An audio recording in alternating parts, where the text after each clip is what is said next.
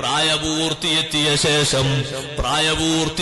ശേഷം ആർക്കെങ്കിലും നിസ്കാരം ഖളായത് പെരടിയിലുണ്ടെങ്കിൽ നല്ലോണം സമയം ചെലവഴിച്ച് പെട്ടെന്ന് വീട്ടണേ. എന്ന് വിട പറയുമെന്ന് തീരുമാനിക്കാൻ പറ്റൂല.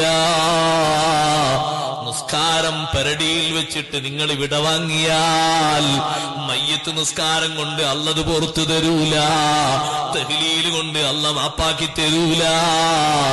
ഏത് ലോകപണ്ഡിതൻ വന്ന് ജനാസക്ക് നേതൃത്വം നൽകിയാലും, ലോകത്തെ ഏറ്റവും വലിയ തങ്ങൾ വന്ന് നിസ്കാരത്തിന് നേതൃത്വം നൽകിയാലും, കോടിക്കണക്കിന് തഹ്ലീൽ ചൊല്ലിയാലും, കോടിക്കണക്കിന് ധർമ്മം ചെയ്താലും, ലക്ഷക്കണക്കിന് കിൻഡൽ അരി വിതരണം ചെയ്താലും, ഒരുപാട് പോത്തിറച്ചി വിതരണം ചെയ്താലും പെരടിയിലെ നിസ്കാരം അല്ല പൊറുക്കൂല.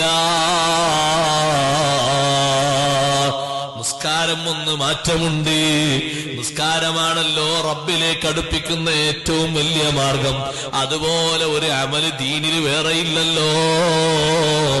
റബ്ബിലേക്ക് ഏറ്റവും അടുക്കാൻ പറ്റിയ മാർഗം സുജൂദിലല്ലേ? സുജൂദ് നിസ്കാരത്തിലല്ലേ സഹോദരന്മാരെ? ഹജ്ജിന് സുജൂദില്ലല്ലോ, നോമ്പിന് സുജൂദില്ലല്ലോ, സകാത്തിന് സുജൂദില്ലല്ലോ. അഖ്റബു മാ യകൂനുൽ അബ്ദു മിർ റബ്ബിഹി വഹുവ സാജിദ്. അടിമ റബ്ബിലേക്ക് അടുക്കുന്ന ഏറ്റവും നല്ല മാർഗം സുജൂദിലാണ്.